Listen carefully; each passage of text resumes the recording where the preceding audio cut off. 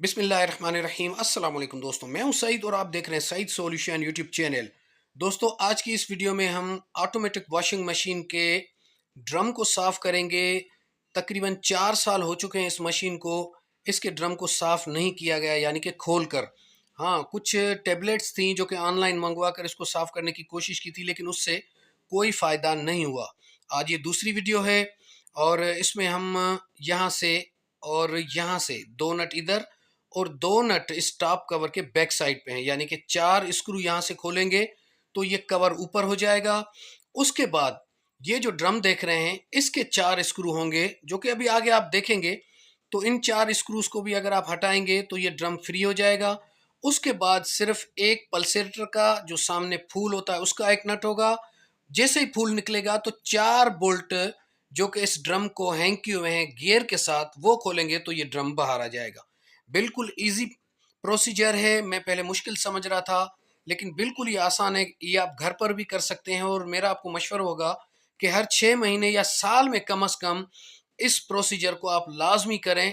उससे आपको बेहतरीन रिजल्ट मिलेगी, क्योंकि आमतौर पर ये मशीन वाइब्रेशन करती है, कचरा इसके अंदर इतना जमा हो जाता है जिस वजह से ये वाइब्रेशन भी ज़्यादा करती है और स्मेल भी ज़्यादा आती है। यानी कि अगर थोड़ी देर के लिए आपने इसमें कपड़े छोड़ दिए तो बहुत ज़्यादा स्मेल आती है, तो उससे आपकी जान छूट जाएगी। तो जनाब, ये बैक साइड के 2 स्क्रू हमने रिमूव कर लिए और उसके साथ ये साइड वाले, ये जो देख रहे हैं, जो मैंने पहले इसका कैप हटाया उसके बाद ये 2 स्क्रू हमने हटाए।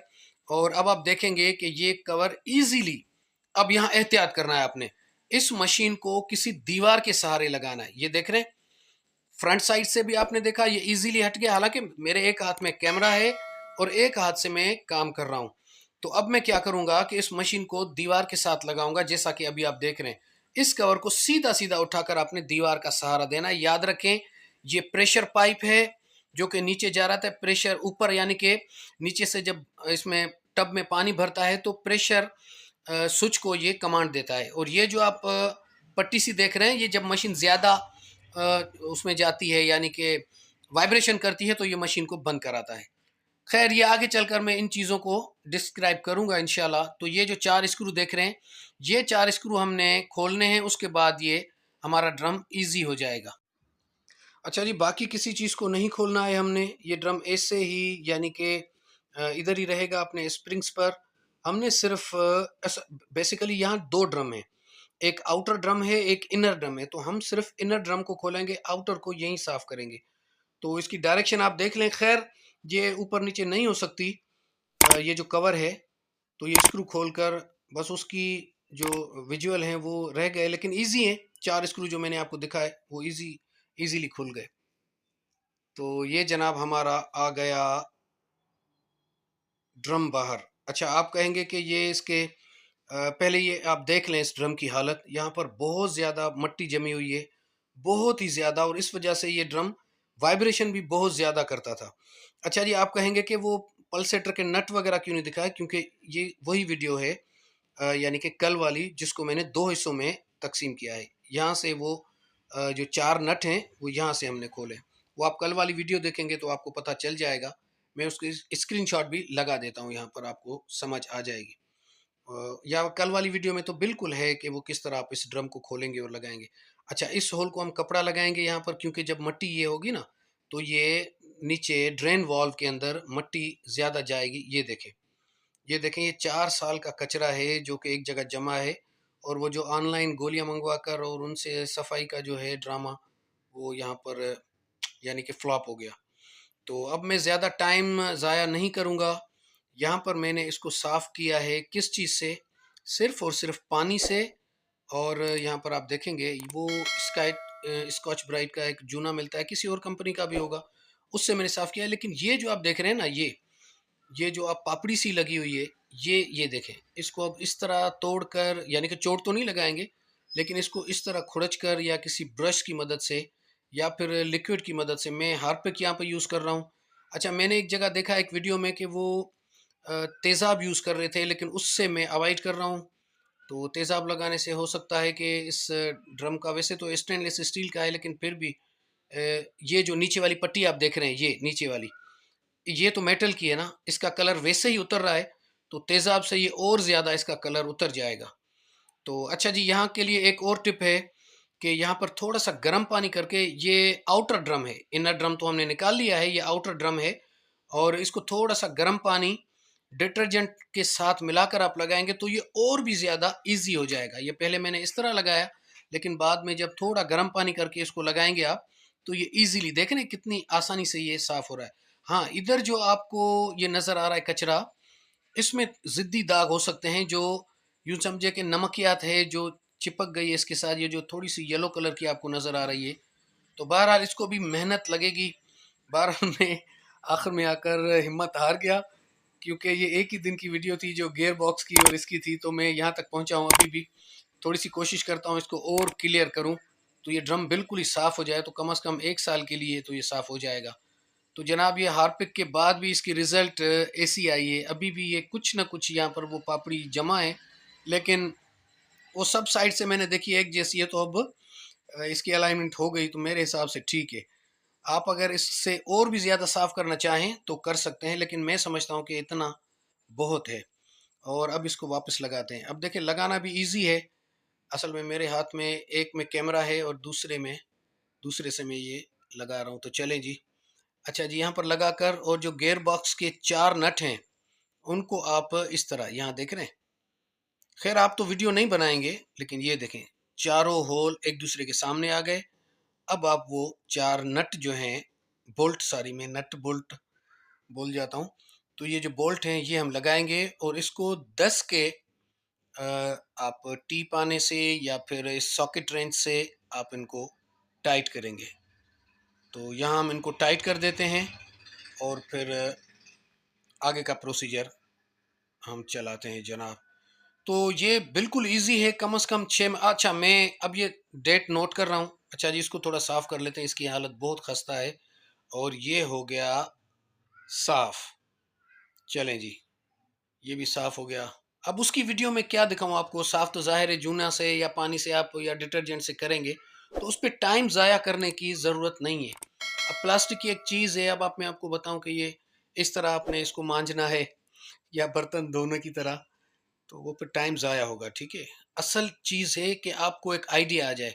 अगर आपको आइडिया पहले 5 मिनट में आता है, आप वीडियो को छोड़कर और अपने काम में लग जाया करें। ज़रूरी नहीं है कि, मैं आपको ऐसे कभी भी नहीं कहूँगा कि वीडियो पूरी देखें, स्किप ना करें। और अच्छा जी, लगाने के बाद अब स्प्रिंग्स को आपने अच्छे से देखना है कि वर्क कर रहे हैं। और इस कवर को अब इसके दोनों तरफ, जो एक तरफ है पीसीबी की तरफ जा रही है वायरें, और दूसरी तरफ प्रेशर पाइप है, प्रेशर स्विच का पाइप है, उनका आपने एहतियात करना है। ये आप देख रहे हैं कि मैंने इसको दीवार के साथ लगाकर और फिर दीवार ही की टेक लगाई है कि नीचे ना गिर जाए, ठीक है। बाकी या तो फिर कोई इसको पकड़ के रखेगा काफ़ी देर तक। अच्छा जी, ये वाशर लाजमी लाजमी आपने लगाना है। ये इधर ऐसे एक स्टील का वाशर लगेगा, और उसके बाद ये पल्सेटर या एजिटेटर या फिर उसको आप फूल कहें, तो अच्छा, ये बिल्कुल आसानी से खुल जाता है। दोनों हाथों से आप इसको पकड़ेंगे तो लगाने के लिए देखें, एक ही हाथ से ये लग गया। और इसका स्क्रू वो भी स्टील का होता है, मैं कल वाली वीडियो में ये सारी डिटेल बता चुका हूँ। और ऊपर से ये आप लगाएंगे कवर। अच्छा जी, कवर यहाँ पर लग गया। और अब हम इसमें क्या करेंगे कि अब हम इसमें डालेंगे पानी। अच्छा, ये जो है इसका लिंट फिल्टर, ये भी साफ़ नहीं हुआ था, इसको भी मैंने अच्छे से साफ़ कर दिया। तो अच्छा, अब हम इसमें डालते हैं पहले पानी। और पानी डालकर इसको वाश पर नहीं ले जाएंगे, क्योंकि इसके अंदर जो थोड़ी बहुत मिट्टी है उसको हम पहले एक दफ़ा ड्रेन करेंगे, ताकि जो ड्रेन वाल्व है उसके अंदर मिट्टी, नीचे हमने कपड़ा तो दिया था, उसके बावजूद उसमें मिट्टी गई होगी। अच्छा, फिल्टर साफ़ करने के बाद इसमें देखिए पानी का प्रेशर भी बढ़ गया। अच्छा जी, पानी डालने के बाद बॉटम से आपने इसको अच्छे से चेक करना है। ये मैं दूसरी मर्तबा इसको चेक कर रहा हूँ, पानी इसमें भर गया है, आधी तकरीबन हो गई है, तो वहां से एक कतरा भी लीक नहीं होना चाहिए, ठीक है जी।